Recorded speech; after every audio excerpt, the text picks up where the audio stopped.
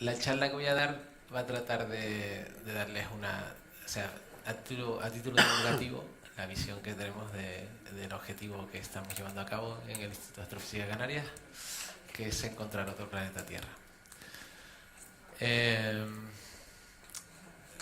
yo he dado charlas de divulgación, no demasiadas, pero he dado unas cuantas a niños de distintas edades, desde 6 años hasta 11, de hecho en la misma charla, a grupos gigantes de niños, o sea, muy numerosos. Y después he dado charlas también a chicos de instituto, bachillerato, y después ya a gente más mayor, ¿no?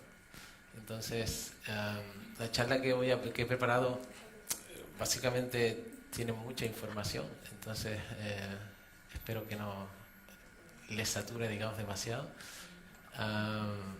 Y vamos a ver si, o sea, pueden interrumpirme en cualquier momento. La idea es que ustedes intenten extraer de la información que yo les doy cosas que puedan utilizar en sus clases, ¿no? Vamos a ver cómo lo consiguen. El, el tema de exoplanetas conecta muchísimo con el tema del sistema solar. O sea que todo lo que han escuchado en la charla de Julia antes podrían aplicarlo a exoplanetas, porque realmente el laboratorio que tenemos nosotros para estudiar los posibles planetas fuera del sistema solar es el sistema solar. Es lo que tenemos más cerca, es lo que conocemos mejor, y de hecho hay muchísimas, como Julia le habrá contado, hay muchísimas cosas que todavía desconocemos, ¿no? Entonces, en principio, es nuestra fuente de conocimiento principal. Entonces,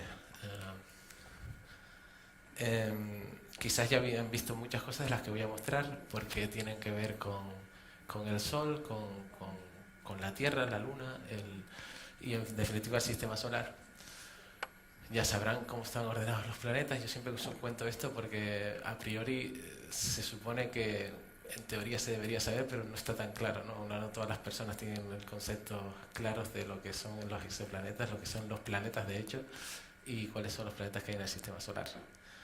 Entonces, básicamente, quizás alguien ya ha usado esta transparencia, no lo sé, porque nosotros trabajamos con material que nos proporciona el departamento con nuestro propio material, pero también con material que nos proporciona el departamento de divulgación y prensa del Instituto de Astrofísica, ¿no?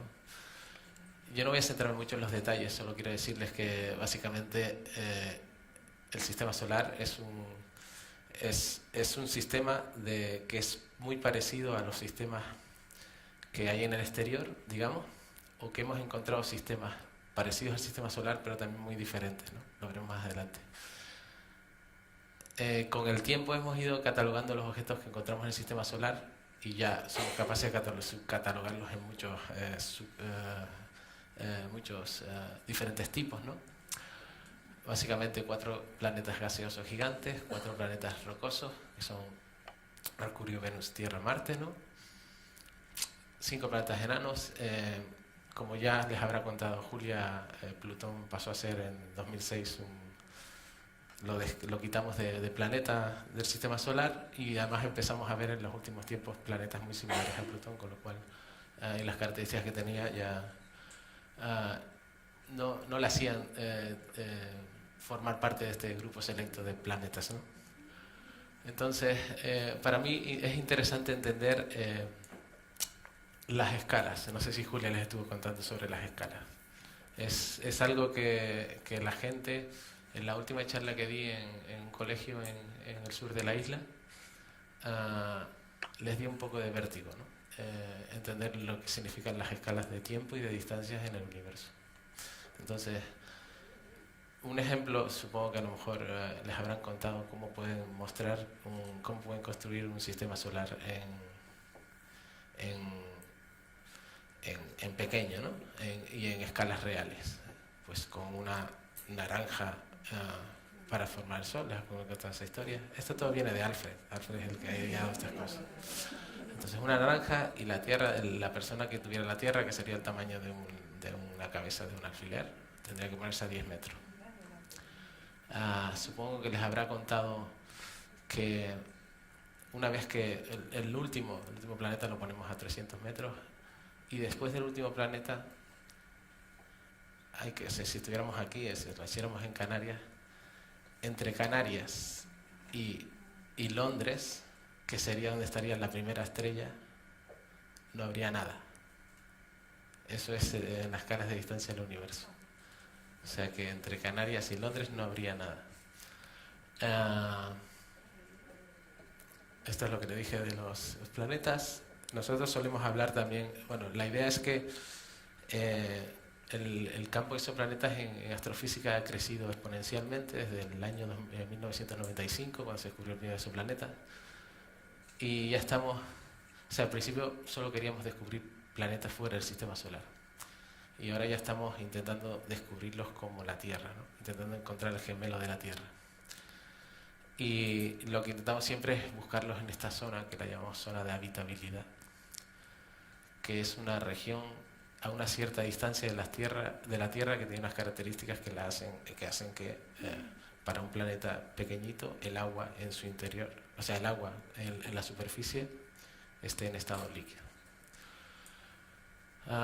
Bueno, esto es lo de las distancias de los planetas y la tecnología también está avanzando muy rápidamente. Entonces, esta es la imagen que se tenía hasta hace muy poco de Plutón con el telescopio espacial Hubble, que mide 2,5 metros y que pusimos en órbita en los años 90. Es sorprendente o sea, es para que tengan en cuenta cuán lejos están los planetas de nosotros en el sistema solar. No sé si Julia les mostró esto. Y esto también se los habrá mostrado. Entonces, la idea también de la lejanía es que nos pasamos muchísimo tiempo esperando algo, ¿no? O sea, es terrible, ¿no? Y muchas veces estamos construyendo cosas durante 15 años y después las lanzamos y explotan en la salida, ¿no? Entonces es un trabajo. Por eso ustedes cuando ven las imágenes de la NASA y los ven allí todos en Houston, ¿no? Allí, y se ponen a aplaudir todos cuando sale, es que el contenido ese, la euforia esa que tenían, los nervios que tenían ahí contenidos y los echan fuera, ¿no? No me extraña que se pongan a llorar y todo, es tremendo. Entonces, lo lanzan en 2006. En 2007 llega a la órbita de Júpiter. Lo que hacemos es, podríamos gastar muchísima energía, pero lo más inteligente es utilizar la propia gravedad de los planetas para desviar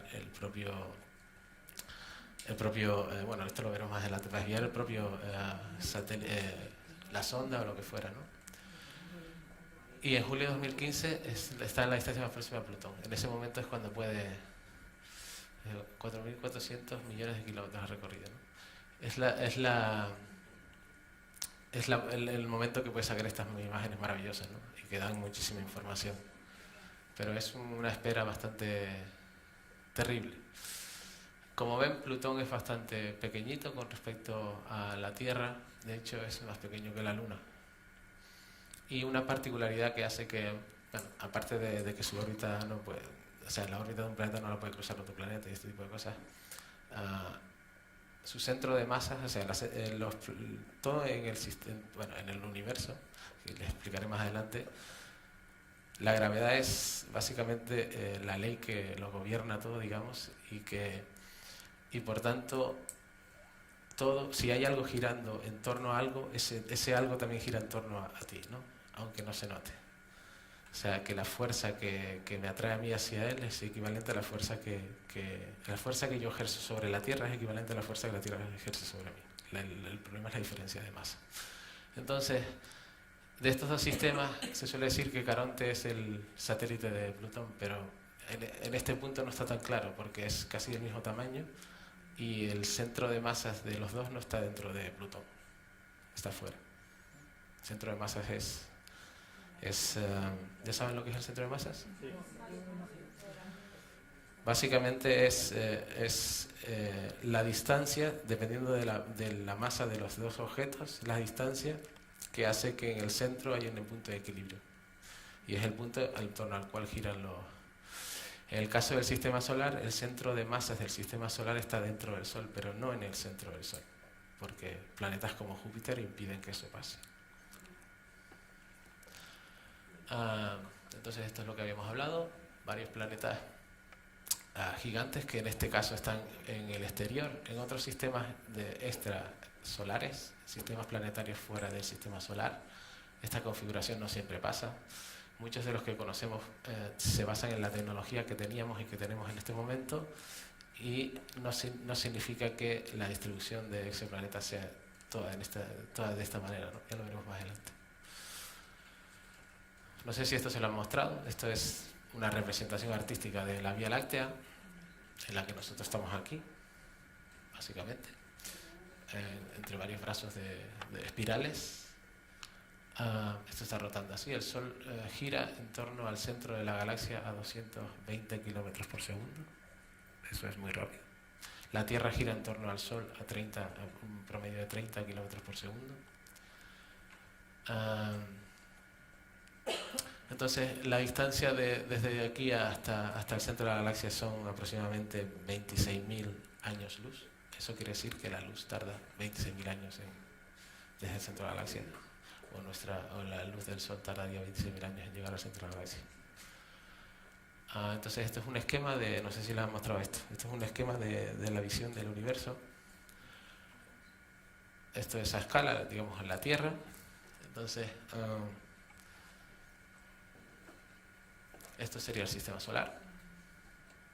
O sea que tenemos aquí los planetas, pues órbitas del cinturón de Kuiper, algunos planetas enanos como Makemake, estos que hemos encontrado últimamente, que están bastante lejos de la Tierra. Esto sería la nube interestelar cercana. Esto ya empieza a ser distancias bastante grandes, ¿no? Aquí ves, pues estos son 20.000 años, ¿no? Esto sería el entorno solar. Y esto es importante porque lo que dije antes de nosotros, el universo, bueno, lo verán más adelante, el universo es muy muy grande. Nosotros lo que queremos encontrar, lo que pensamos es que una representación de nuestro entorno suficientemente completa es equivalente a todo el universo, digamos, ¿no? O sea que lo que podemos encontrar en nuestra cercanía debería ser equivalente a lo que hay en toda la galaxia y en todas las galaxias, si son de la misma estructura. Entonces, lo que nosotros investigamos realmente, bueno, hoy en día podemos realmente analizar,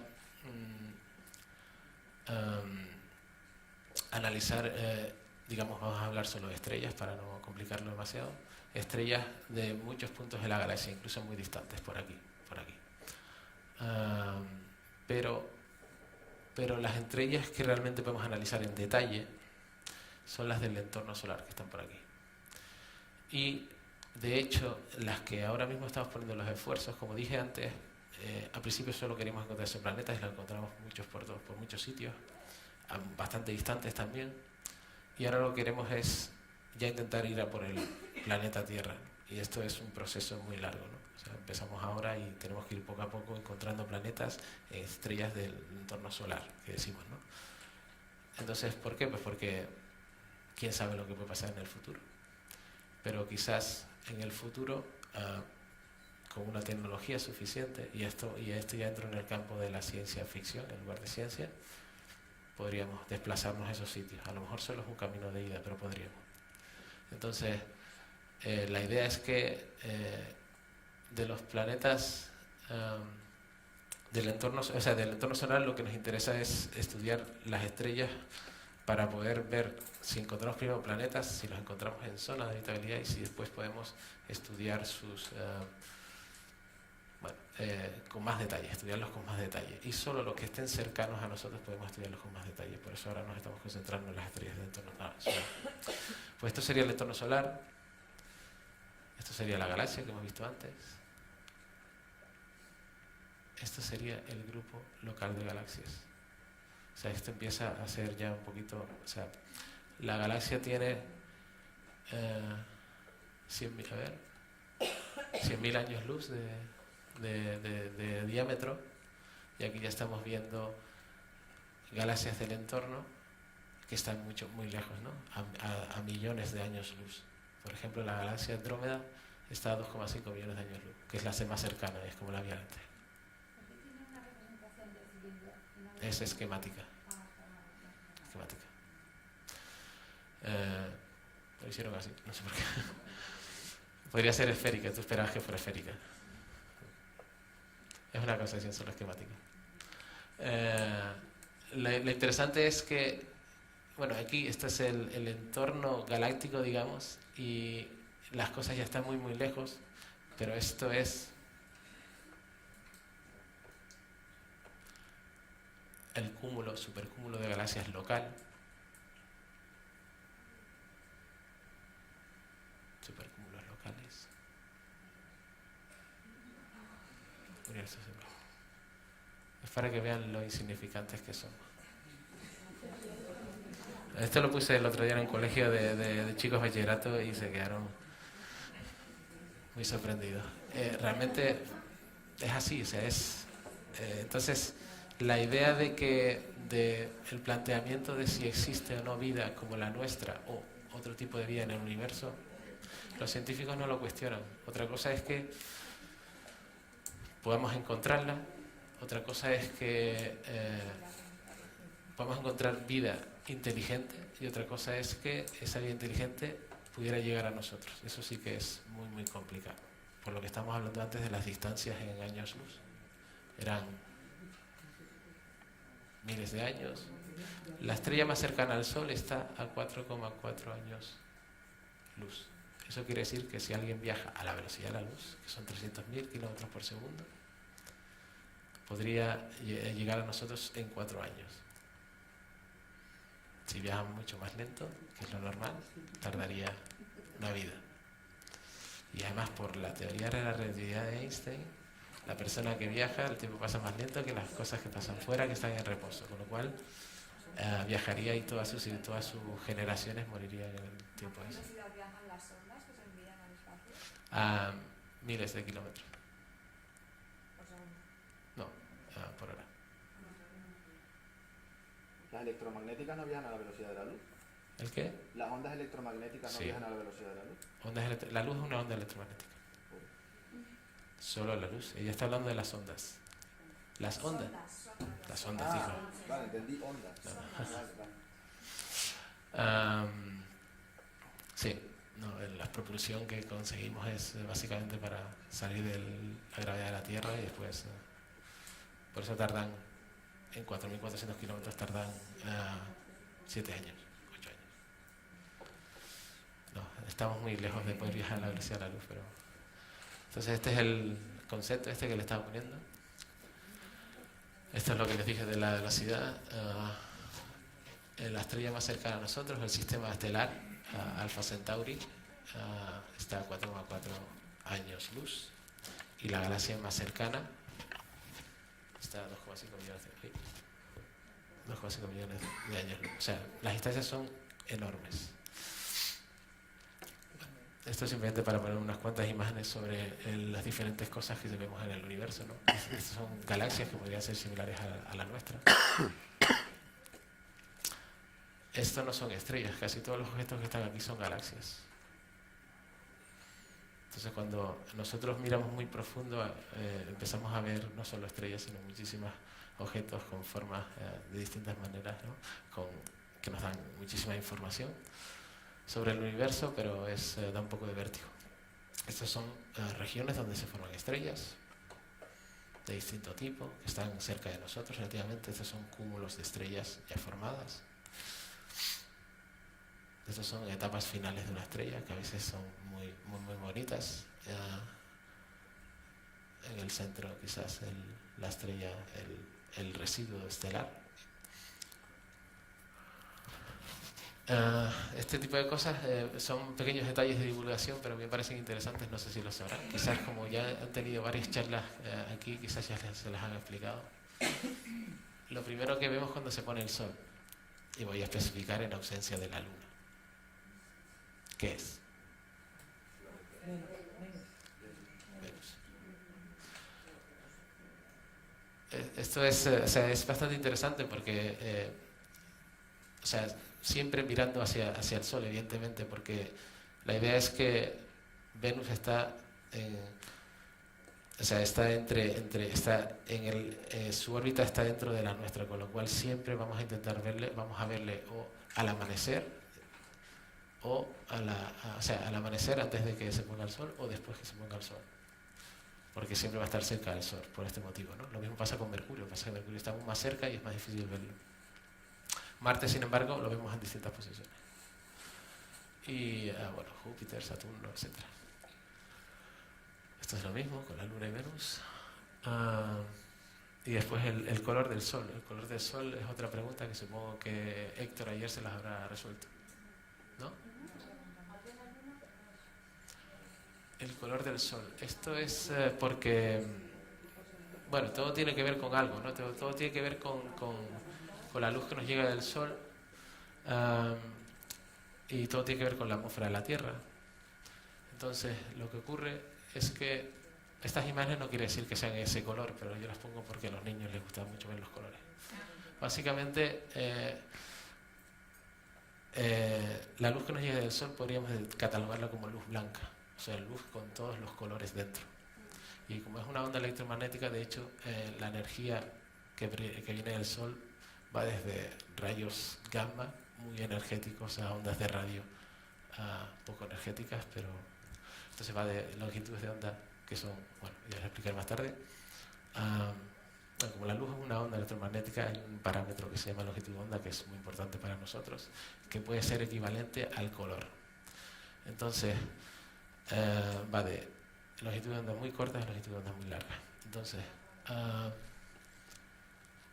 uno podría pensar que como el Sol tiene mucho, o sea, la luz blanca que viene del Sol, si la cortamos en distintos tramos o en distintos colores, podemos ver de hecho distintas capas del Sol, distintas propiedades, también distintas temperaturas. Pero básicamente lo que ocurre es que la atmósfera filtra de alguna forma los colores y desvía algunos colores, de manera que los colores que nos llegan a nosotros son el amarillo y el verde quizás, ¿no?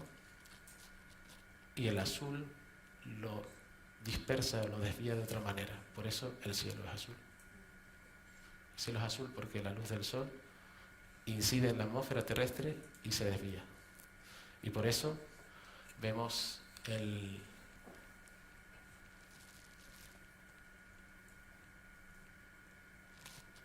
el horizonte, cuando se está poniendo el Sol, por los distintos ángulos en los que llega la luz, el Sol está bajando y cada vez el ángulo es distinto. No solo dispersa azul, sino que empieza a dispersar colores más rojizos, por eso. Entonces, el cielo es azul porque se desvía la luz cuando llega, y por tanto el color aparente del Sol es amarillo. Pero en realidad la temperatura del Sol diríamos que se puede acercar más al color verde. Entonces, si no hubiera atmósfera, lo veríamos blanco, evidentemente. Pero si la atmósfera tuviera otro ángulo, si no fuera exactamente esférico, si fuera de otra manera, lo veríamos verde, de alguna forma. Entonces, lo de la luz es muy importante en mi trabajo, lo de la dispersión, porque es la base de lo que se llaman unos instrumentos que son muy particulares, los llamamos espectrógrafos, y lo que hacen es separar la luz en sus colores. Y esto nos ayuda a nosotros a, bueno, en fin, determinar velocidades, que es lo que nos interesa para el tema de los planetas extrasolares.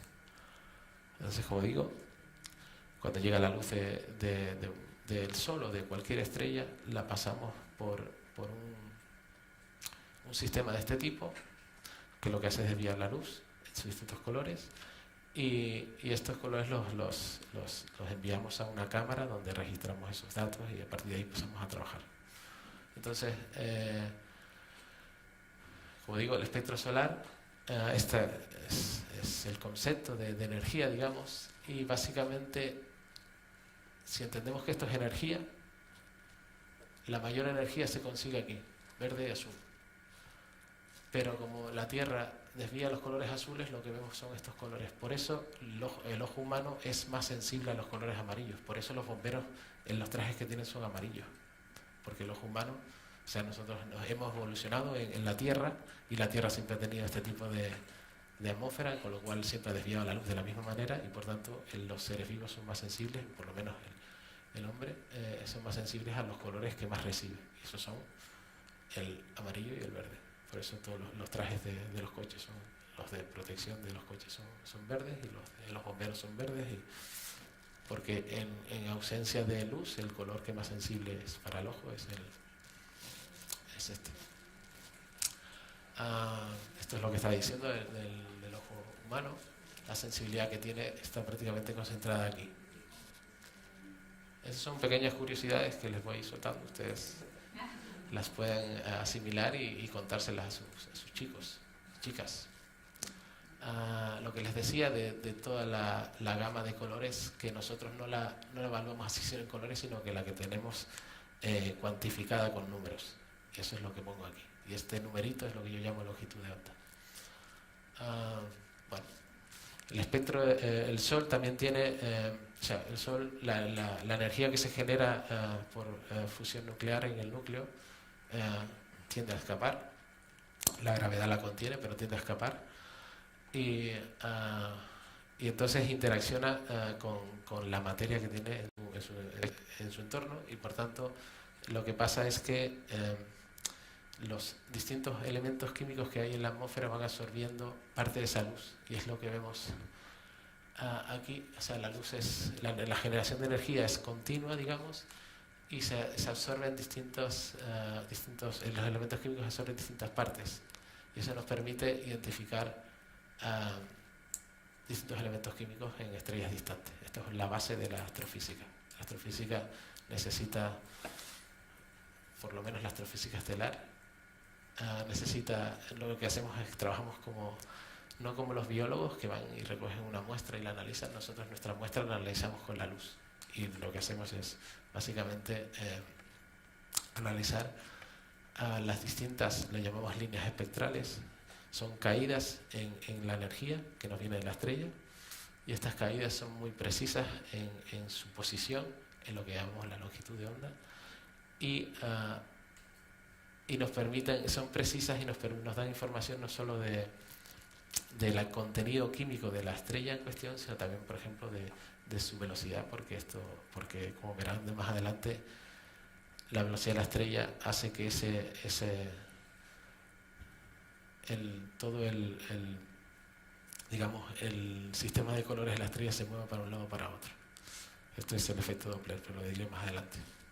Empieza a complicarse. Bueno, esto ya lo habíamos dicho. Además, el Sol no es un disco perfecto, amarillo, sino que es una bola, digamos, una bola de fuego muy, muy caliente y que tiene distintas temperaturas y densidades en distintas capas, ¿no? Pero tiene este tipo de cosas, ¿no? Tiene una estructura así muy compleja, tiene este tipo de fulguraciones que son eyecciones de material muy potentes a escala, para que vuelvan a tener la idea de la insignificancia. Es tremendo. Después tiene protuberancias también, que son incluso más grandes. Miren Júpiter, el tamaño que tiene al lado de esto. Y también tiene manchas. Esto todo afecta a nuestro análisis, porque sería más fácil trabajar con una esfera perfecta, que nos proporcionara siempre una información sin variaciones. Pero lo que pasa es que hay variaciones y estas cosas y las anteriores tienen un tiempo de vida limitado y además se producen en distintos puntos de la superficie, con lo cual complica todo el proceso. Como ven, también las manchas con respecto a la Tierra son incluso más grandes. Yo quería contarles un poco también sobre la visión que tenían en el universo, o sea, la visión del universo que tenían en el pasado y la que tenemos hoy en día. Y voy a empezar diciéndoles no sé si se lo habrán planteado algún día, el por qué, cómo se mueve el Sol diariamente en distintos puntos de la Tierra.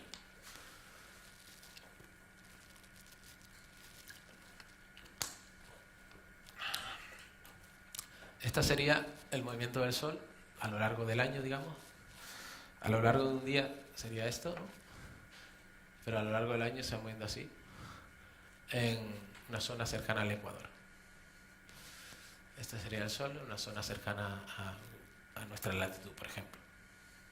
Y hay diferencias porque digamos, nosotros cuando miramos al cielo lo que vemos lo describimos como una bóveda completamente esférica, de dimensión indeterminada, eso no nos importa, pero lo que hacemos es catalogar los objetos que tenemos con coordenadas y vamos describiendo, vamos intentando apuntar, digamos, en el pasado sí que tomaban notas de cada una de las posiciones, eran sorprendentemente precisos tomando esa información.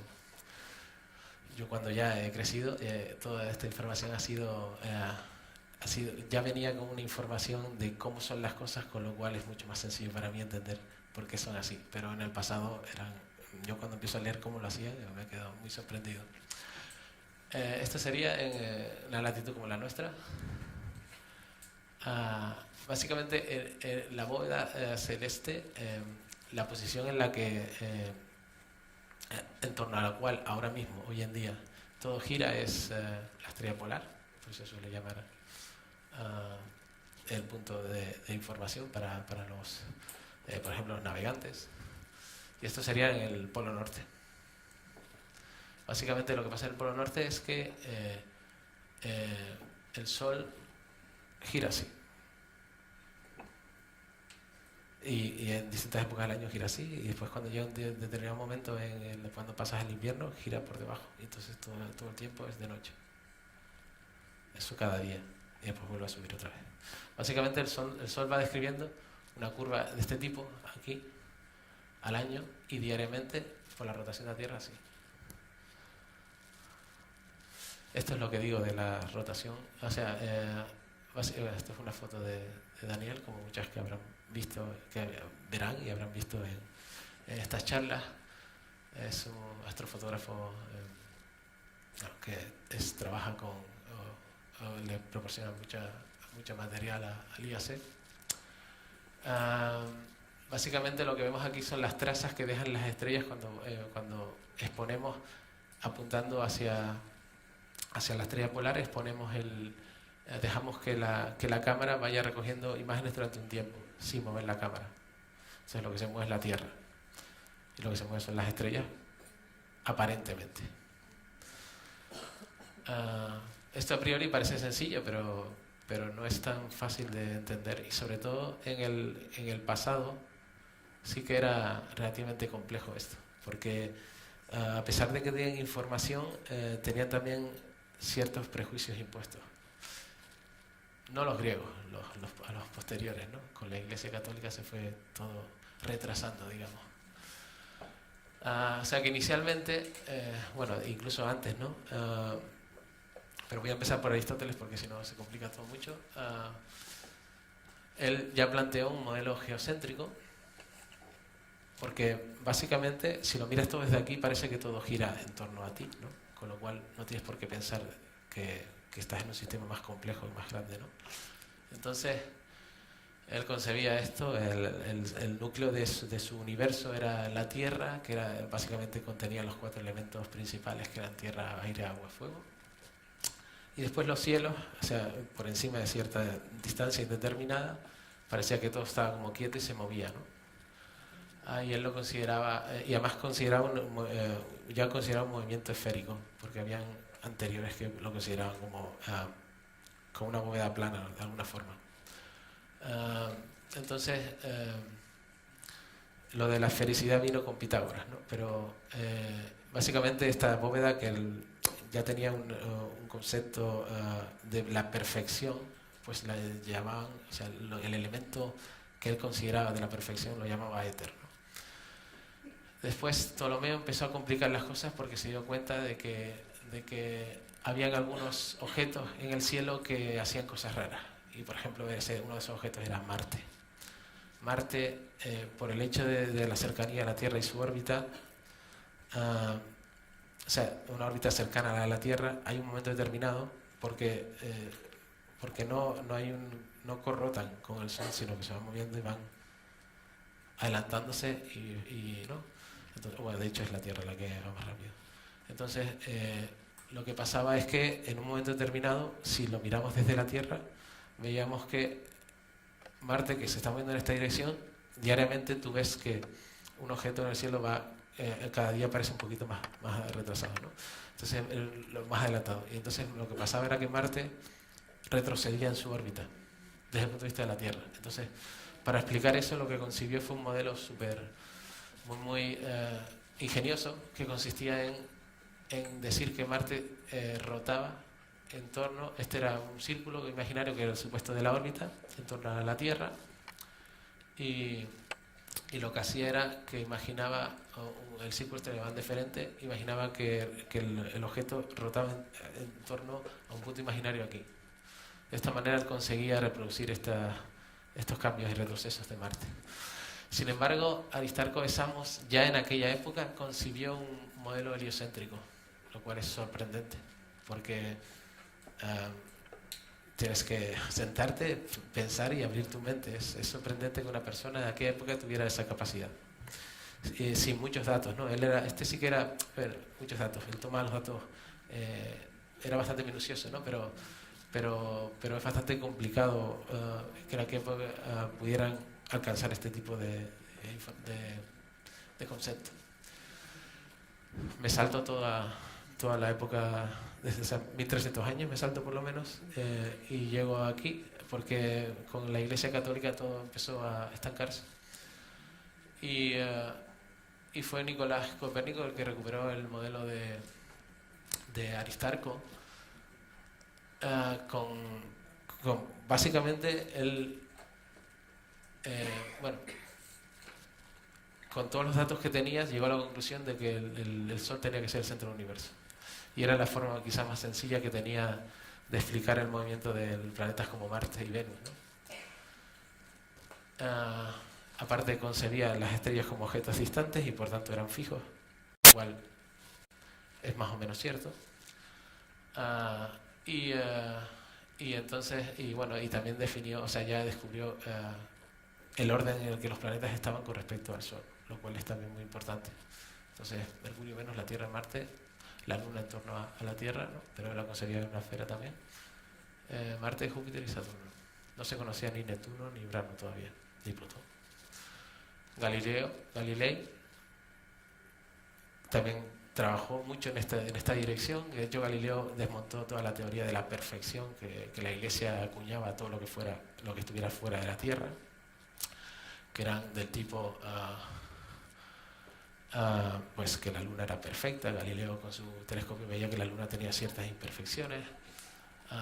Galileo apostó por el modelo heliocéntrico. Lo que pasa es que él tuvo que retirarse un poco a Padova y no hacer mucho ruido porque la Iglesia estaba encima de él, ¿no? Y otro que no quiso retirarse, sino que quiso reafirmarse, fue Giordano.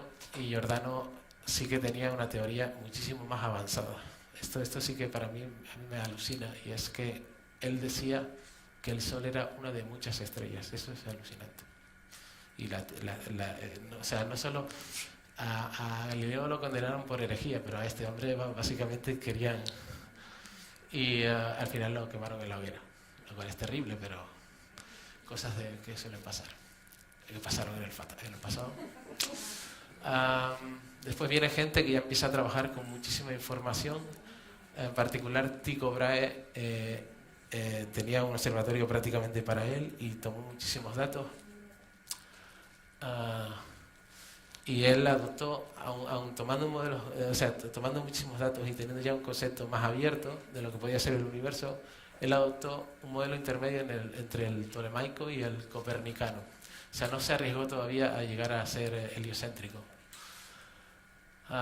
Entonces, bueno, básicamente lo que él concibió fue que la Tierra, que los planetas giraban en torno al Sol, pero que todo el sistema del Sol giraba en torno a la Tierra. O sea, lo complicó demasiado, pero tuvo el ingenio de hacerlo. Y sobre todo se le conoce por catalogar muchísimas estrellas. Les pongo esto aquí de la supernova porque en el momento en el que él vivía explotó un objeto en el cielo que se hizo muy, muy, muy brillante. O sea que apareció, estas son las supernovas, que son explosiones de objetos, en fin, un poquito más grandes que el Sol, cuando acaban su vida, en unos cuantos miles de millones de años, entonces se produce una explosión muy muy grande y se ve como una nueva estrella que aparece en el cielo. Ellos lo vieron como una nueva estrella y con el tiempo se va apagando. Hoy en día, como tenemos una tecnología muy avanzada, podemos ver la estructura de lo que queda de esa explosión. Y yo estudio también estos objetos, entonces por eso lo pongo. Johannes Kepler fue una persona a la que Tycho Brahe invitó a su observatorio y acabó medio sustituyéndole de alguna forma en la institución. Y Johannes sí que dio un paso muy, muy grande, porque él básicamente propuso las leyes con toda la información que le proporcionó Tycho. Intentó todavía construir un universo geocéntrico, pero no pudo más. Y entonces tiró todos los apuntes que tenía, los tiró y reinició el proceso y concibió la maravilla esta de las leyes de Kepler, que básicamente es la base, junto con la teoría newtoniana de la dinámica, la base de la astrofísica del futuro, ¿no? Básicamente, esas tres leyes concibió que los cuerpos se mueven en órbitas elípticas, en las que uno de los dos focos es el Sol. Además, calculó leyes del tipo esta, ¿no? Las áreas barridas por los rayos oscuros son proporcionales al tiempo usado por ellos y recorrer. O sea, es algo sorprendente. Tenía tanta información y esta información venía de Tycho, ¿no? Y esta es una de las leyes más importantes porque es la que nos permite determinar de forma sencilla parámetros que nosotros después estudiamos en sistemas extrasolares, ¿no? De órbitas de planetas. Esta es otra supernova que apareció. De hecho, son supernovas históricas que no ha habido muchas, pero da la casualidad que durante el proceso de construcción del universo o de la visión que se tenía del universo, iban pasando estos eventos muy interesantes que ahora en el futuro estudiamos. De hecho, yo estoy ahora sacando un artículo sobre esto. O sea que es bastante interesante. Entonces, más adelante se descubrieron estos planetas, que hemos catalogado que lo hemos quitado. Y aquí llegamos a Newton, que todo el mundo piensa que es el padre de la astronomía moderna, porque no solo tuvo el concepto él cogió lo que Kepler había hecho y le puso, lo cuantificó de alguna forma. Y desarrolló unas leyes de dinámica que para mí son imposibles de desarrollar, es algo impensable. Es súper sorprendente. O sea, como una persona, independientemente de que veas que los cuerpos se mueven unos alrededor de otros y que hay cierta armonía de alguna forma, ¿de dónde sacas lo de la fuerza igual a la masa por la aceleración? Eso es algo que... O sea, que básicamente una ley universal que permite explicarlo todo. Todo lo que se produce en el universo se puede explicar con estas leyes. Y estas leyes funcionan prácticamente en todo el universo, salvo que nos movamos a velocidades cercanas a la de la luz, que entonces ya entra la relatividad de Einstein y la generalización de la teoría de la gravitación. Pero la ley de la gravitación universal de Newton es una maravilla. La ley de la inercia: todo cuerpo persevera en estado de reposo o movimiento uniforme y rectilíneo, a no ser que sea obligado a cambiar su estado por las fuerzas impresas sobre él.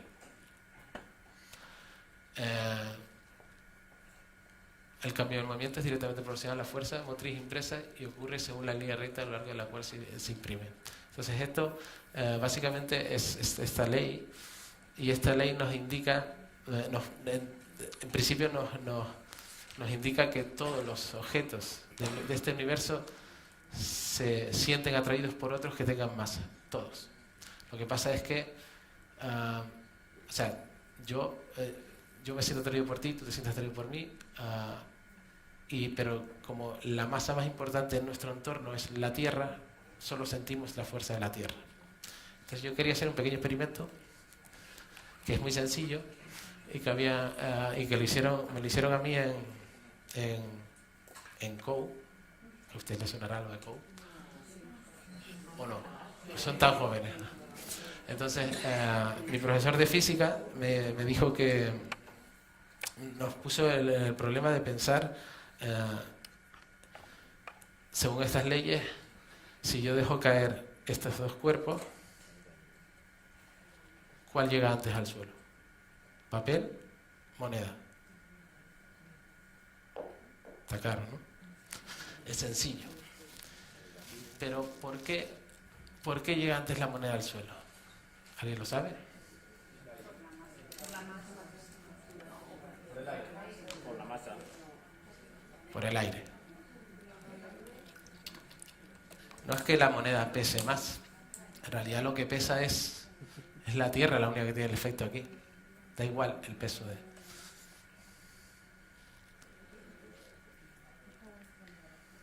Lo que importa en la aceleración es la masa del objeto grande, no tu masa.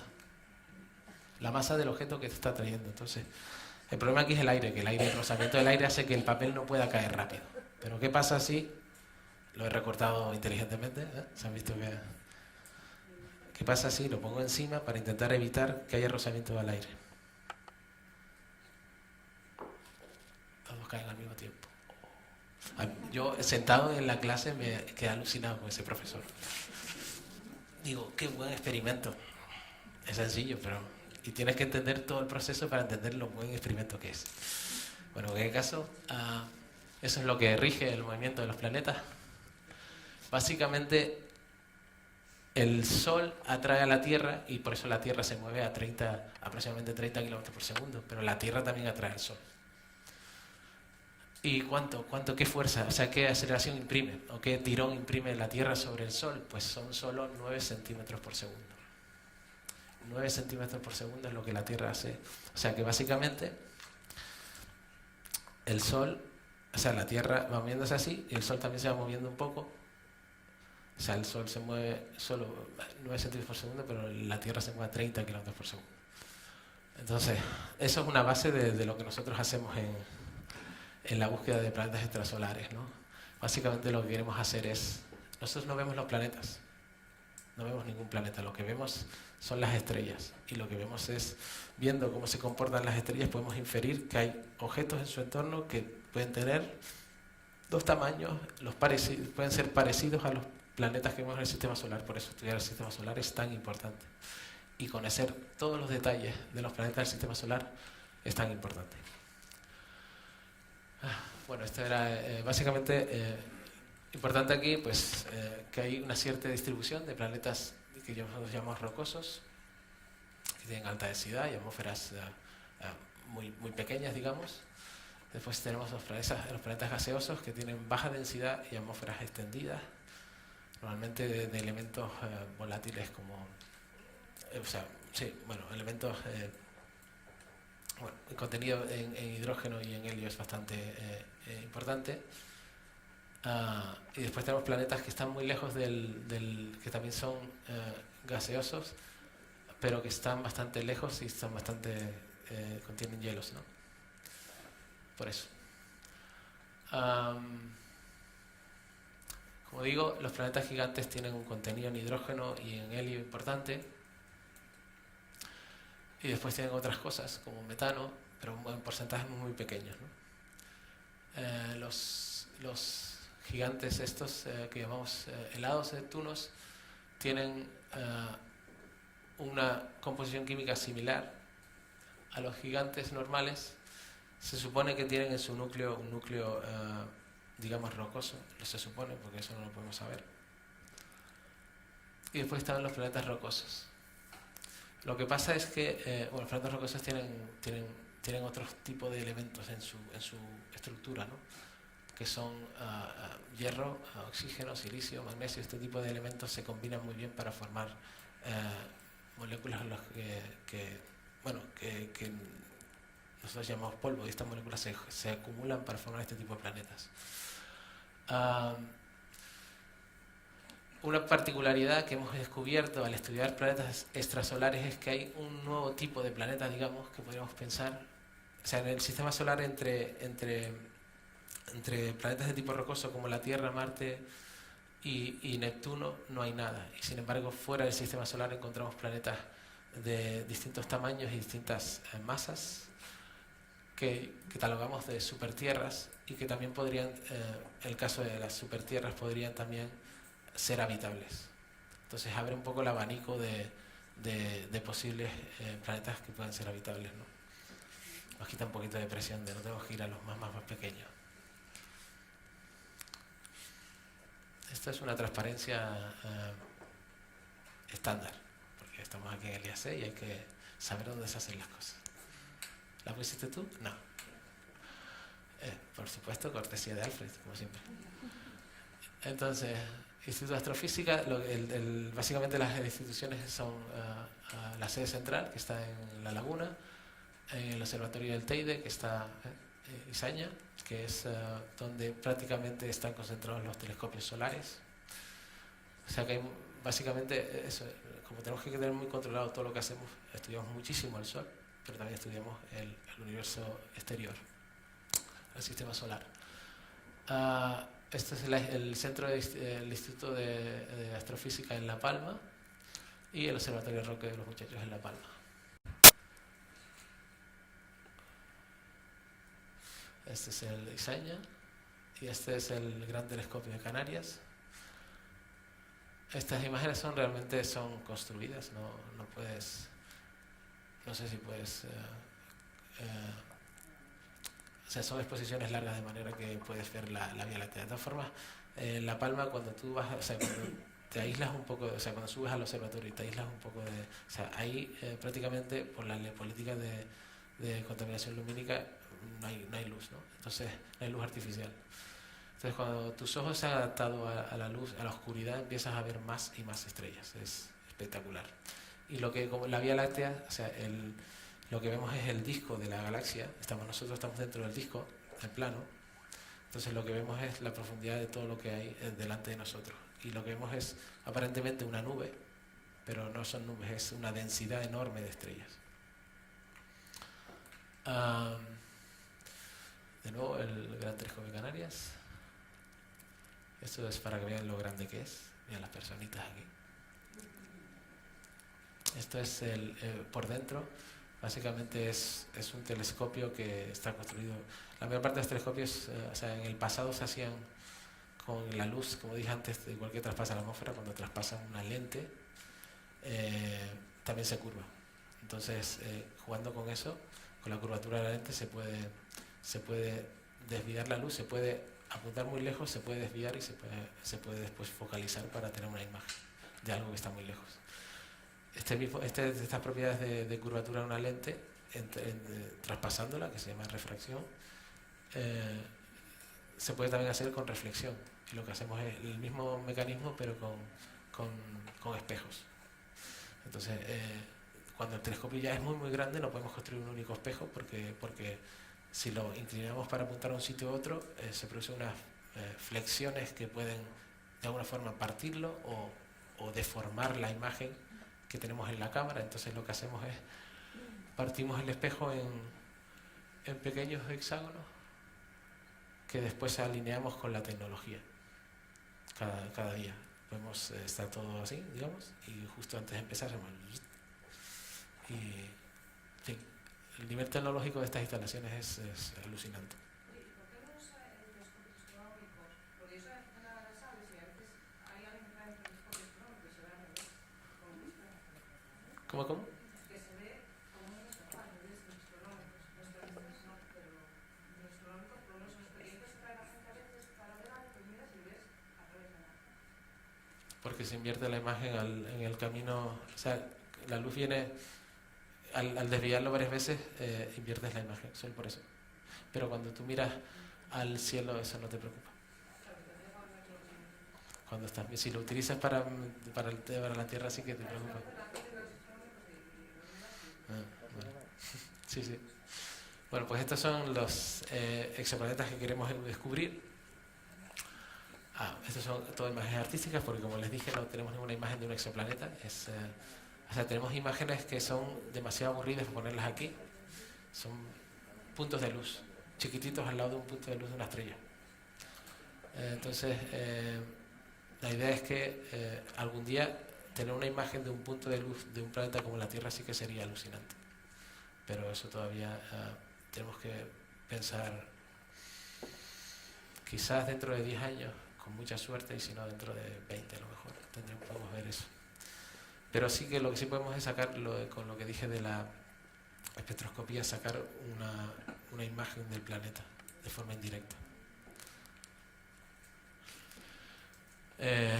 Un planeta extrasolar, la definición de planeta en el sistema solar no se cuestiona, o sea, es decir, son los que vemos y los que tienen órbitas en las que no los cruzan otros planetas y cosas de este estilo.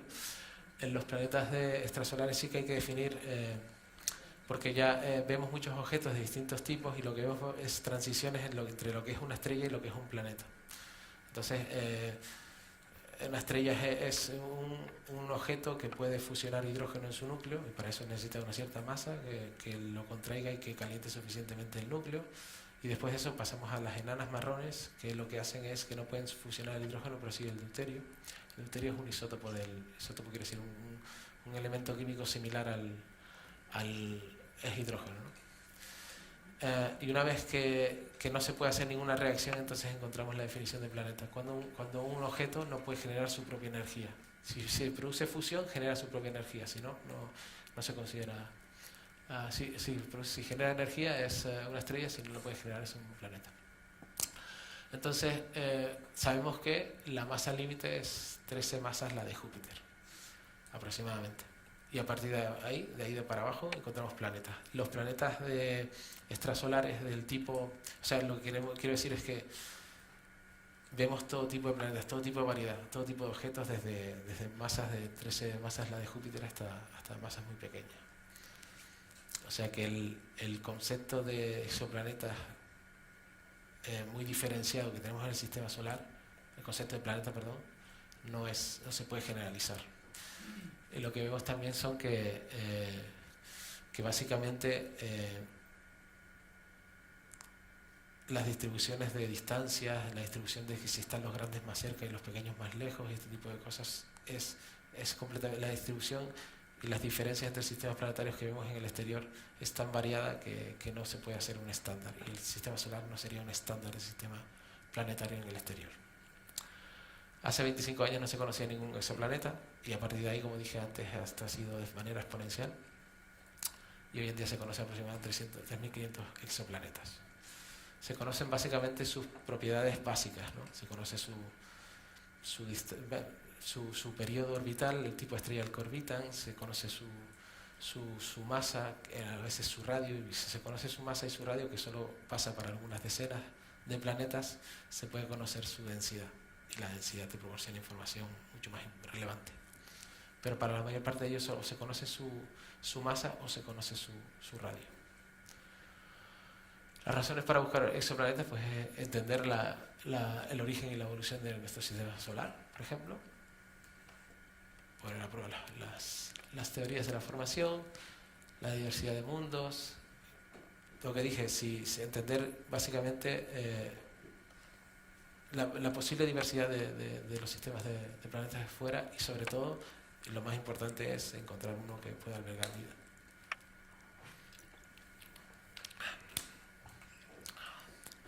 Los métodos para detectarlos, no me voy a enrollar mucho con esto porque tampoco... Pero este es el que yo más utilizo, que es el de velocidad radial. Como les dije antes, todo lo que estuve contando antes tiene que ver para que cuando llegara esta transparencia no se sintieran perdidos. Ya entienden cómo va esto. Entonces, básicamente el planeta se va moviendo y entonces la estrella también se mueve. Y lo que nosotros vemos es la estrella.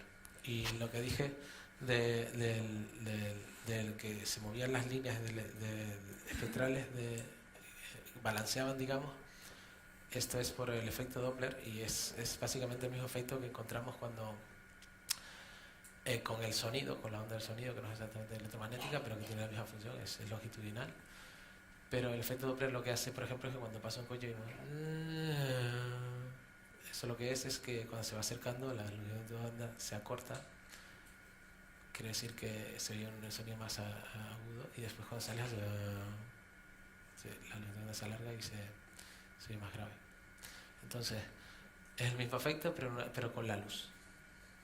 Entonces, lo que vemos es que, digamos que la velocidad de la estrella va cambiando periódicamente, y eso es lo que seguimos para inferir que hay algo que se mueve en torno a ella. Después está la astrometría, que me la voy a saltar. Y después está el tránsito, que es uno de los métodos más conocidos, digamos, y que ha habido muchísimos descubrimientos de planetas mediante esta tecnología. Básicamente es muy simple. Un planeta es un objeto, digamos, que impide que la luz pase. Entonces, ese es un objeto opaco, digamos. Entonces, cuando pasa si está alineado el planeta con su órbita está alineada con nuestra línea de visión, entonces cuando pasa el planeta por delante se ve una caída en la energía que nos llega, la luz que nos llega. Y eso es lo que... Y el ratio, la profundidad de la caída esa nos da información sobre el radio del planeta. Sí conocemos el radio de la estrella. Imagen directa, esto es lo que decía que es un poco aburrido, ¿no? Aquí se ha ocultado la estrella y entonces se puede ver el disco y un pequeño puntito que sería el planeta. Entonces, esto es una transparencia típica de conferencia, pero aquí no sé si es relevante. Básicamente lo que quiero mostrar aquí son de los 3.500 planetas, la mayor parte de ellos se han encontrado con velocidad radial o con tránsitos aquí. Entonces, lo que les decía, cuando el planeta se va moviendo, también se va moviendo la estrella y lo que vemos es la estrella, entonces vemos este movimiento en la velocidad de la estrella y vemos que el espectro se mueve para aquí, se mueve para allá. Y esto pasa periódicamente. Entonces estas son las transparencias más aburridas. Básicamente esto es el descubrimiento del primer planeta por Michel Mayor y Didier Queloz. Son dos astrónomos suizos que siguen trabajando, que trabajamos con ellos hoy en día. Esta es la teoría, que me la voy a saltar. Básicamente aquí ya empieza a haber ecuaciones, lo cual es... pero aquí básicamente es coger las ecuaciones o sea, las leyes de Kepler y junto con las ecuaciones de Newton, fusionar eso te proporciona este tipo de expresiones que utilizamos en física para cuantificar lo que estamos viendo. Entonces, al principio, por la tecnología, lo más sencillo era encontrar las cosas que fueran grandes y que estuvieran cerca de la estrella, porque la probabilidad de que, por ejemplo, un tránsito, la probabilidad de que pase si está cerca es mucho mayor, y si es más grande también es más fácil verlo, y también cuanto más cerca está una cosa de la estrella, su efecto en el objeto es mayor en la estrella, el tirón, y si es más grande, más todavía. Entonces al principio había este tipo de... Esto era lo que les decía de la diversidad de sistemas planetarios. Unos solo pequeños, otros tienen pequeños dentro y grandes fuera, como el sistema solar. Aquí está el sistema solar. Otros solo tienen grandes, otros tienen a veces pequeños o grandes fuera. Básicamente hay un poco de todo. Básicamente lo que hemos descubierto es que los sistemas planetarios son abundantes. Prácticamente casi todas las estrellas tienen planetas. Esa es la idea. Esa es lo cual a priori podría ser fácil de pensar, pero nosotros siempre nos basamos en cuantificar todas estas cosas. Entonces, bueno, lo que dije, la gran variedad, y básicamente el desarrollo tecnológico, el desarrollo tecnológico se hace con el motivo, siempre con el objetivo de encontrar un planeta como la Tierra. Esto voy a saltarlo. Habitabilidad. O sea, hacer que un planeta sea habitable no es... o sea, la condición de habitabilidad tiene muchos factores que influyen, ¿no? Nosotros, en el punto en el que estamos ahora mismo, no podemos... o sea, nos podemos plantear qué condiciones tiene que cumplir un planeta para que sea habitable, pero lo que estamos haciendo ahora es, básicamente, encontrar planetas de un tamaño determinado en la región adecuada. Y la región adecuada es la zona de habitabilidad. De momento no nos estamos cuestionando cosas como que tengan que ver con cómo es la rotación de la estrella, o si la estrella tiene algún tipo de unos elementos químicos u otros, o tiene este tipo de cosas. No nos las planteamos. Lo que nos planteamos básicamente es encontrar un planeta como la Tierra en una región suficientemente distante de su estrella como para que el agua en su superficie esté en estado líquido. Ahora, la evolución que haya tenido el planeta dependiendo de la estrella, que su atmósfera se haya mantenido o no, todo este tipo de factores no nos lo planteamos ahora mismo. Perdón, esto. Hola.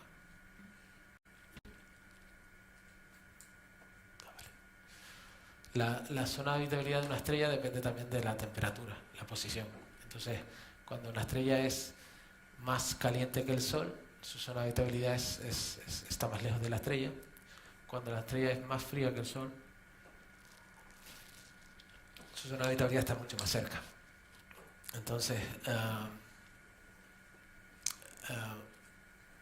la tecnología lo que nos ha hecho últimamente es concentrarnos en las estrellas, que conocemos muchas, más pequeñas que el Sol. Porque en el Sol, sobre todo con el objetivo de encontrar planetas de tipo terrestre en zona de habitabilidad, la frase de siempre. Esta es la misma gráfica aquí. Nos concentramos en estas estrellas porque aquí todo es mucho más fácil de demostrar. Estas son los telescopios del futuro, digamos, esto ya está construido, el GTC, estos son los dos que están en Hawái, el Keck, y este es el telescopio, el LT, que va a construirse en Chile, TMT, que quizá venga a La Palma, este es de 30 metros, el LT es de 39, o sea, son telescopios ya muy, muy grandes, y esos telescopios se construirán para poder, digamos, tomar una digamos, espectroscopía, digamos, unas imágenes en sus distintos colores precisas de planetas que ya hayamos encontrado antes con estos telescopios. Esto es más de lo mismo, no quiero tampoco centrarme aquí. Esto es para hacer un poco de lo que hemos hecho últimamente. Normalmente cuando descubrimos un planeta hacemos estas simulaciones magníficas que hace un colaborador nuestro, el diseño gráfico y vídeo en el IAC. Básicamente, como digo, nunca vemos este tipo de planetas, los concebimos, dependiendo de los parámetros que determinamos, concebimos que los planetas pueden ser de esta manera, ¿no? Pensamos que pueden ser, según si están más o menos lejos de la estrella, podemos pensar que tienen este aspecto que puede ser similar al terrestre, ¿no? En este caso está muy muy caliente y por eso lo pintamos de esta forma, ¿no? Después este fue un trabajo que hicimos con un estudiante y bueno, esto es otra vez una representación artística, pero en este caso sí que el planeta está en una estrella mucho más pequeña que el Sol y está en su zona de habitabilidad, o por lo menos en el borde. Estamos acercándonos, estamos cerca de encontrar este tipo de planetas y lo que hay que hacer es encontrarlos, como dije al principio, en las estrellas de nuestro entorno y en abundancia, encontrar muchos para poder después analizarlos con los telescopios de la próxima década. Esta es la distribución de planetas, que figura que hizo también mi estudiante, de planetitas que hemos ido encontrando. Esto es un sistema planetario, o sea, con dos supertierras. Muchas de las cosas que encontramos ahora, como es tan difícil encontrar planetas de tipo Tierra, lo que estamos encontrando son supertierras y masas de en torno 2 a 10 masas la masa de la Tierra. Seguimos adelante. Y esto es básicamente, no sé si valía la pena poner un vídeo de esto, pero esto es la tecnología que requiere realmente la búsqueda de exoplanetas es muy alta, ¿no? La exigencia es cada vez mayor. Y se basa básicamente en lo que les dije al principio, en la Tierra. El tirón que la Tierra hace sobre el Sol son de 9 centímetros por segundo. 9 centímetros por segundo es una barbaridad. Un radar de un coche en la autopista creo que tiene una precisión de 1 metro por segundo, ¿no? Sí. Y queremos llegar 10 veces más que eso nosotros a un objeto que está a decenas de años luz. Es una barbaridad. ¿Cómo podemos medir que una estrella es así con esa precisión? Para eso lo que hacemos es, aunque sea sorprendente, lo que hacemos es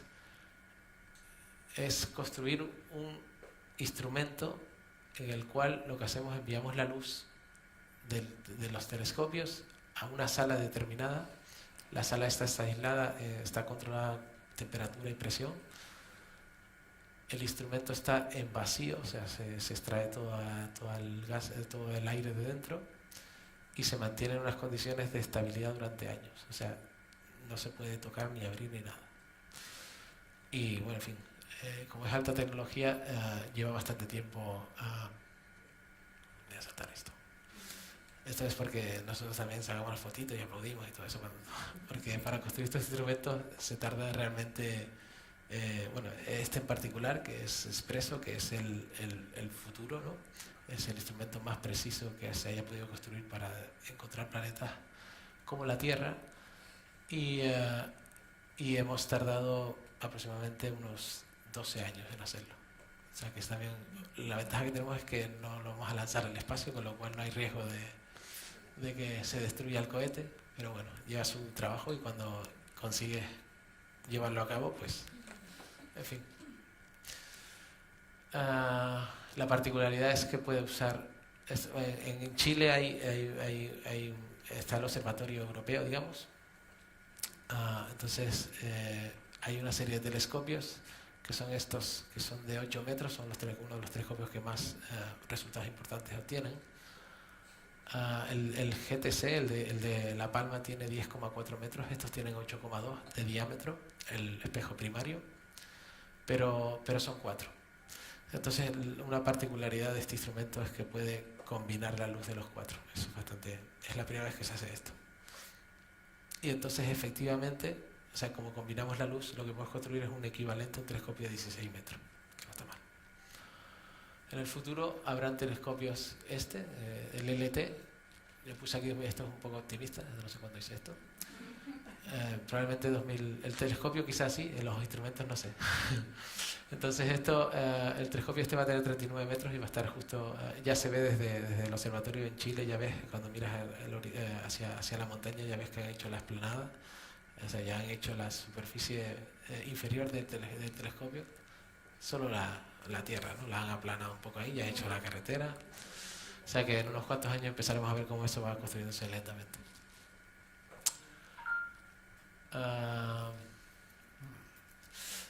Una particularidad de los análisis, como decía, es que cuando el planeta pasa por delante, si es un tránsito, no solo vemos la ocultación, sino que también podemos ver la atmósfera. Y lo que hacemos es o sea, la luz que atraviesa, si somos capaces de distinguirla de la luz de la estrella, podemos inferir cosas sobre la atmósfera del planeta. Esto es más fácil hacerlo con planetas gigantes. El reto es hacerlo con planetas de tipo supertierra, por ejemplo. Entonces, básicamente, es que este ratio es el que nos hace, o sea, es la razón entre la luz que nos llega de la estrella, o sea, la cantidad de energía que llega a la estrella, cuánto de esa cantidad corresponde a algo que ha atravesado el planeta, ¿no? A la atmósfera del planeta. Y la razón son 100.000 a 1, con lo cual es bastante difícil. O sea, tú tienes toda la luz de la estrella, o sea, imagínate un objeto grande y algo pequeño que pasa, y tenemos que intentar distinguir, separar de alguna forma la luz que viene de la estrella de la luz que viene del planeta, digamos, o que ha atravesado la atmósfera. Eso es un reto importante y solo se puede llevar a cabo con telescopios como este, de 10 metros. Entonces, para ir acabando, esto básicamente es lo del tránsito. O sea, la particularidad es que no solo nos llega información cuando pasa el tránsito por delante, sino que también la luz reflejada en el planeta desde la estrella aquí nos da información, y el tránsito secundario también. Voy a saltarme esto y voy a ir a algo más interesante. Este es un sistema planetario que se descubrió, que pues, quizás con un poco de suerte vieron en las noticias. De hecho, un colaborador nuestro fue al programa de La Sexta Noche, en La Sexta, y les habló de esto. O sea, ya le dieron la NASA hizo una rueda de prensa. Esto lo descubrió un astrónomo belga, y bueno, era un sistema planetario con 7 planetas como la Tierra, o del tamaño de la Tierra. Lo que pasa es que la estrella es muy muy pequeña, es este tamaño. En comparación con Júpiter, esta es la estrella, es tremendo. los planetitas son como la Tierra, pero están en unas distancias muy, muy cercanas a la estrella, lo cual hace que muchos de ellos sean, algunos de ellos sean habitables o estén en su zona de habitabilidad. Lo que pasa es que las condiciones no sabemos exactamente cuáles, en las condiciones en las que están no sabemos cuáles son. A escala, podemos poner aquí Júpiter y las lunas de Júpiter, el Sol, ¿no? Con los planetas de... No, el Sol no, el sistema de Trappist, perdón. Y este sería el sistema de esta estrella en la escala del sistema solar. O sea, es minúsculo. Lo que pasa es que la estrella es tan pequeña que su zona de habitabilidad está relativamente cerca y por tanto que estén tan cerca de la estrella no es un problema para su habitabilidad, en principio. Pero solo hablamos de la distancia de la estrella y la capacidad de que los planetas puedan tener agua en su superficie en estado líquido. Entonces, lo que hemos aprendido últimamente sobre los planetas es que básicamente casi todas las estrellas tienen planetas, con lo cual, aunque al principio no los veamos, están ahí, ¿no? Entonces la idea es desarrollar la tecnología para poder verlos. Al menos la mitad tienen planetas. 20% de ellos probablemente tengan el tamaño de la Tierra, con lo cual los planetas como la Tierra en el universo son bastante abundantes. Vale. Además, los sistemas planetarios con varios planetas como la Tierra son también muy frecuentes. Hay un número similar de planetas y de estrellas en nuestra galaxia. Y básicamente el interés el punto clave es encontrar planetas como la Tierra y después intentar estudiar su atmósfera, digamos, para poder discernir si tienen vida, ¿no? Porque ese es o sea, que estén en zona de habitabilidad no quiere decir que alberguen vida. Hay una discusión también sobre qué tipo de moléculas en la atmósfera pueden significar que un planeta tiene vida. Esto es bastante complejo, no quiero tampoco entrar mucho en esto, pero básicamente en la atmósfera terrestre vemos, o sea, si nos vamos fuera y tomamos una imagen de la Tierra desde fuera, lo que vemos es que la atmósfera de la Tierra tiene agua, tiene ozono y tiene dióxido de carbono. Entonces, esto está desordenado, perdón. Entonces, descubrir esta banda podría darnos información sobre la posible habitabilidad. Quiere decir que el ozono, bueno, básicamente lo que queremos encontrar es oxígeno. El oxígeno el oxígeno es una molécula que se destruye con facilidad o se convierte en otras moléculas en un entorno, digamos, sin vida. Si encontramos oxígeno en abundancia en un planeta, lo que significa es que hay algo que repone ese oxígeno continuamente, porque el tiempo de vida de esa molécula es muy limitado. Entonces, si hay algo que repone continuamente el oxígeno, como puede ser la vida, por ejemplo, la vegetación por fotosíntesis, si hay algo que repone continuamente ese oxígeno, quiere decir que hay vida. Esa es la señal de vida que estamos intentando buscar. Entonces, básicamente, hay otras moléculas como metano, como nitrato de oxígeno, o incluso el azufre, ¿no? Hay distintos factores, por ejemplo, que afectan, que pueden ser la propia vulcanología de un planeta puede generar de alguna forma también oxígeno. Pero de manera persistente, la idea es que el oxígeno tiene que estar creado por algo por un sistema, digamos, en desequilibrio. Ese desequilibrio lo genera la vida. Básicamente, encontrar estos tres elementos, que básicamente es el oxígeno el importante. El agua se presupone porque estamos en la zona de habitabilidad y se supone que hay agua líquida y que se vaporiza después. Y después el dióxido de carbono. Si encontramos estos tres elementos en una atmósfera, estas tres moléculas, lo que indicará es que las probabilidades de que ese planeta tenga vida, no sabemos de qué tipo, son bastante altas. Y volvemos otra vez a Giordano. Esto es lo que dijo él en aquella época, lo cual es bastante sorprendente. Dijo que había un número infinito de soles y tierras, todas ellas girando alrededor de sus soles exactamente como lo hacen los 7 planetas de nuestro sistema. Esos mundos en el universo no son peores ni menos habitables que nuestra Tierra. Decir eso en aquella época le llevó a la hoguera, pero lo relevante es que pudiera decirlo y lo relevante es mirarlo desde esta perspectiva hoy en día, cuánta razón tenía. Y es sorprendente que él tuviera esa visión, ¿no? Yo creo que sí.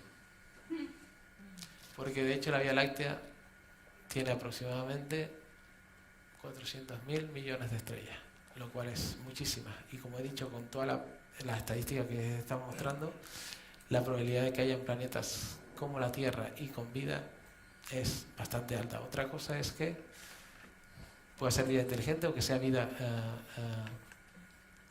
formada como la nuestra, que está basada en la química del carbono, o que sea vida inteligente y sobre todo, más difícil aún es que puedan venir hasta aquí, pero que puedan existir o que hayan existido, porque también el universo tiene una edad muy grande, que hayan existido también es posible. A nosotros de momento nos quedan aproximadamente 4.500 millones de años antes de que la estrella como el Sol se convierta en una gigante roja y su envoltura, o sea, su superficie, llegue prácticamente hasta la órbita de Marte. Entonces, hasta ese momento estamos tranquilos aquí, pero son 4.500 millones de años, que es un tiempo razonable. Así que con esto acabo, básicamente. Con esto acabo y les decía al principio que había dado charlas yo no tengo todo el material que ha traído Julia, pero les había dicho que había dado charlas en colegios de infantil y colegios de instituto y hacia bachillerato, y básicamente lo que sí he dado para colegio infantil, las charlas que pues, o sea, el material, aparte de todo lo de la NASA que mencionó Julia, un material interesante que creo que pueden utilizar y que a veces nos pasa desapercibido son las películas de Pixar. Pixar tiene, o sea, en las películas introduce muchísimos factores, muchísimas alusiones a la astronomía, pero más de lo que yo imaginaba. Entonces, cuando fui a dar la charla al colegio, a niños entre 6 y 11 años, mi charla no era tan densa, evidentemente, pero sí le intercalaba conceptos de astrofísica con películas. Y le ponía el ejemplo o sea, ejemplos de películas, pequeños intervalos de tiempo de la película, pequeños trozos, y combinando eso con una discusión más profunda sobre las cosas que veían en la película, pues se lo pasaron pipa. Tuvieron prácticamente 1 hora y media, y lo que pasa es que cada vez que ponía la película y la paraba se oía un ¡oh! Pero como al ratito venía otra, pues no pasaba nada. O sea que nada, esto es todo. ¿Preguntas?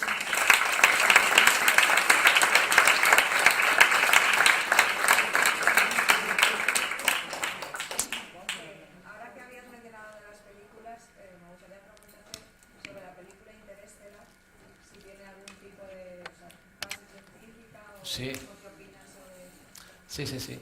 De hecho, la hizo un reciente premio Nobel. Sí, tiene un contenido,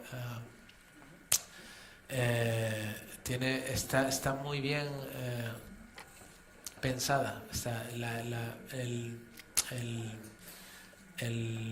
La hizo, o sea, un físico fue el asesor del guionista. O sea, que muchas de las cosas que se dicen son correctas. O sea, muchas, la mayor parte de ellas. ¿Es posible? ¿Es posible el qué? ¿Qué pasa el qué?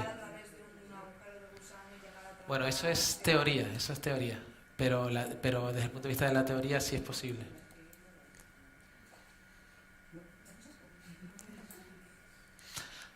Yo podría decir que es ciencia ficción, ¿no? Hoy en día eso es ciencia ficción, pero probablemente en la charla de después Monse les contará cosas sobre agujeros negros, o sea que podrán charlar sobre ella, sobre eso, y podrán preguntarle esa pregunta, podrán hacerle esa pregunta a ella. En teoría, cuando estás cerca de un agujero negro, las leyes de la física de newtoniana ya no tienen validez, y entonces tienes que tratar con las leyes de la relatividad general de Einstein. Y en este caso, dependiendo de la masa del objeto compacto, lo llamamos compacto porque, de hecho, en ciertas fases de la evolución estelar, cuando se acaba la energía de generación en el núcleo, o sea, la estrella empieza a generar energía durante un tiempo de vida determinado, que es bastante miles de millones de años. Cuando se acaba el material, o sea, todo el hidrógeno se convierte en helio, el helio se convierte en carbono, oxígeno. Cuando se acaba ese material, ya no hay más energía que para el colapso de la estrella. O sea, la estrella se mantiene en equilibrio porque hay energía, radiación que está saliendo y gravedad que está cayendo. Entonces la lucha entre la generación de energía y la gravedad se mantiene en equilibrio durante cierto tiempo. Cuando una de las dos partes se quita, se desestabiliza y entonces se va todo al centro. Entonces, superada una cierta cantidad de materia, el colapso no se puede parar y se forma una singularidad que da lugar a este objeto. Y entonces, cuando un ser humano pasa cerca de este objeto, tiene ciertos problemas en fin, si el objeto depende del tamaño pero si el objeto es relativamente un agujero negro estelar, en las tensiones que sufre lo que está más cerca de lo que está más lejos, cuando caes, son demasiado fuertes para que puedas soportarlo. Pero si el objeto es relativamente grande, la diferencia de tamaño tuyo no es tan significativo, de manera que puedes pasar sin que te pase nada. Pero de todas formas, ¿para ir a dónde? ¿No? La pregunta es, lo que les dije, lo más sencillo sería encontrar un planeta de tipo Tierra cercana a nosotros, una estrella más o menos cercana, y desarrollar la tecnología para moverse. Pero sería un camino de ida nada más. Pero lo que les suelo decir a los niños cuando acabo las charlas de este tipo es que no hay que intentar buscar otro planeta donde ir, sino que hay que cuidar.